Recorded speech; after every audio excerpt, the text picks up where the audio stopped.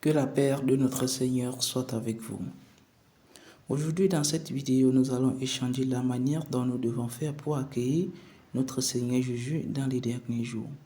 Et quand nous parlons des derniers jours, cela nous fait penser aux catastrophes, aux inondations, aux sécheresses, tremblements de terre, la pandémie, les guerres, les maladies, etc. Alors, pour accueillir le retour de notre Seigneur Jésus, nous savons tous très bien que les indices se trouvent dans la Bible et que Dieu a prononcé de nombreuses prophéties parlant de sa seconde venue au dernier jour. Mais l'erreur que la majorité commettent est qu'ils se basent uniquement sur un seul verset pour qualifier ou pour conclure la manière dont Dieu reviendra exactement au dernier jour. Se pourrait-il vraiment que seul ce verset biblique est mieux approprié pour expliquer la totalité de la manière dont Dieu reviendra exactement dans les derniers jours? Nombreux sont ceux-là qui attendent que Dieu descende sur une nuée blanche, comme le dit le livre d'Apocalypse, chapitre 1, verset 7. « Voici, je viens avec les nuées, et tout œil le verra, même ceux qui l'ont percé, et toutes les tribus de la terre se lamenteront à cause de lui. Oui, Amen. » Ainsi, nombreux sont ceux-là qui se focalisent uniquement sur ce verset biblique de la descente des nuées pour qualifier ou pour conclure la manière dont Dieu reviendra dans les derniers jours. Alors, écoutez attentivement, lors de cette vidéo, je vais envoyer les différents versets qui vont s'afficher et vous allez prendre le temps de méditer là-dessus parce que l'objectif, c'est d'aider chacun d'entre vous à réfléchir de lui-même par son propre cerveau pour voir si oui ou non, pour accueillir notre Seigneur Jésus, il faut uniquement regarder une nuée blanche ou bien y a-t-il d'autres conseils ou y a-t-il d'autres mystères dont nous ne comprenions pas encore? Se pourrait-il que le retour de notre Seigneur Jésus est si simple comme nous l'imaginons? Se pourrait-il que les paroles de notre Seigneur Jésus est si simples plus que les paroles des prophètes? Même les prophètes ont été incapables d'expliquer les paroles. Mais pour accueillir notre Seigneur Jésus, se pourrait-il que quelques petits passages est mieux placés pour nous expliquer la totalité? D'autres versets bibliques vont nous aider à comprendre la totalité de ce qui nous ne comprenons pas encore. Apocalypse 22, chapitre 7. Voici, je viens bientôt. Heureux celui qui garde les paroles de la prophétie de ce livre. Apocalypse 22, verset 20. Celui qui atteste ces choses dit, oui, je viens bientôt. Amen. Venez, Seigneur Jésus. Premiers épîtres de Pierre, chapitre 1, verset 5.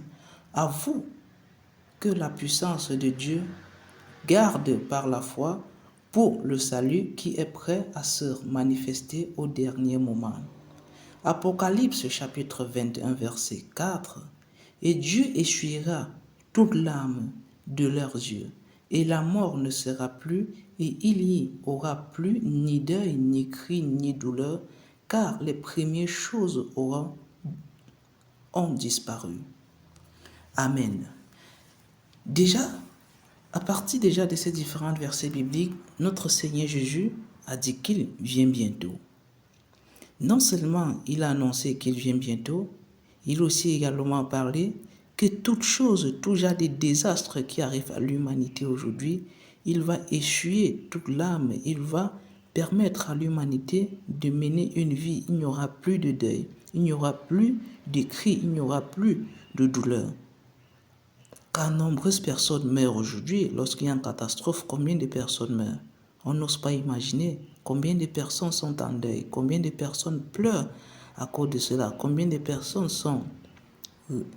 Bref, on sait tous très bien qu'il y a des grèves partout. Alors, pour être plus bref, notre Seigneur Jésus nous a dit qu'il vient bientôt. Comment est-ce qu'il viendra donc exactement?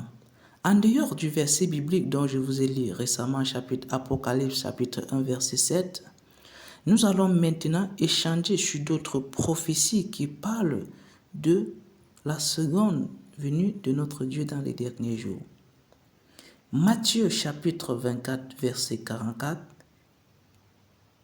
Tenez-vous donc prêts, vous aussi, car c'est à l'heure que vous ne penserez pas que le Fils de l'homme viendra. Luc chapitre 12, verset 40. Vous aussi, tenez-vous prêts, car c'est l'heure que vous ne pensez pas que le Fils de l'homme viendra. Matthieu chapitre 24, verset 37. Tels furent les jours de Noé, tel sera l'avènement du Fils de l'homme. Amen. L'expression Fils de l'homme ici, ça désigne quoi exactement? Fils de l'homme désigne et parle déjà d'une personne faite de chair, une personne qui vit parmi les hommes, une personne qui est née d'une personne. Prenons l'exemple. Notre Seigneur Jésus était appelé Fils de l'homme. Et avant que notre Seigneur Jésus ne vienne pour la première fois parmi les hommes, est-ce qu'on pouvait appeler l'Esprit de Dieu Fils de l'homme? On n'oserait pas appeler l'Esprit de Dieu Fils de l'homme. C'est quand le Seigneur Jésus est venu, le Christ, c'est en ce moment où on a utilisé maintenant le terme Fils de l'homme. Et le Fils de l'homme, c'est le Christ. Comme le Seigneur Jésus était le Christ, dont l'expression Fils de l'homme ici désigne le retour de notre Seigneur Jésus. Tout ce dont on entend parler ici, Fils de l'homme, désigne notre Seigneur Jésus. Comme il est écrit, vous aussi tenez-vous prêts, car c'est à l'heure que vous ne pensez pas que le Fils de l'homme viendra. Donc c'est au moment où on ne s'attendrait pas que le Fils de l'homme viendra. Tels furent les jours de Noé et tel sera l'avènement du Fils de l'homme. Comment est-ce que quand on parle des jours de Noé, on voit la destruction du monde, n'est-ce pas?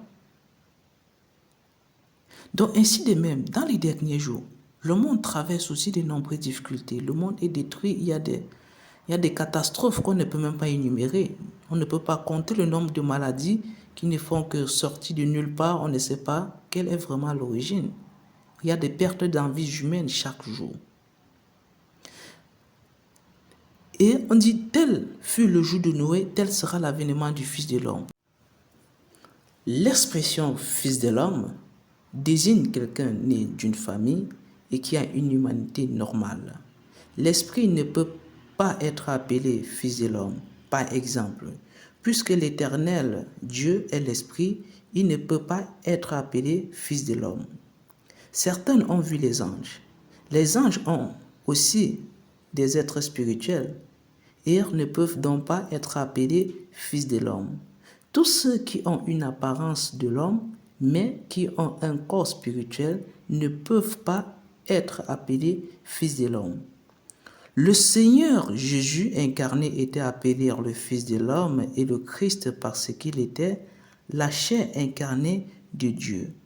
Il est donc devenu un homme ordinaire vivant parmi les hommes. Donc, l'expression ici, la chair incarnée de Dieu, je vous ai déjà fait une vidéo concernant. Je vais laisser le lien de cette vidéo pour mieux vous parler de l'incarnation. Donc, ça va vous accompagner à mieux comprendre l'expression Fils de l'homme dans ces différents versets bibliques. Et sinon, jusqu'ici,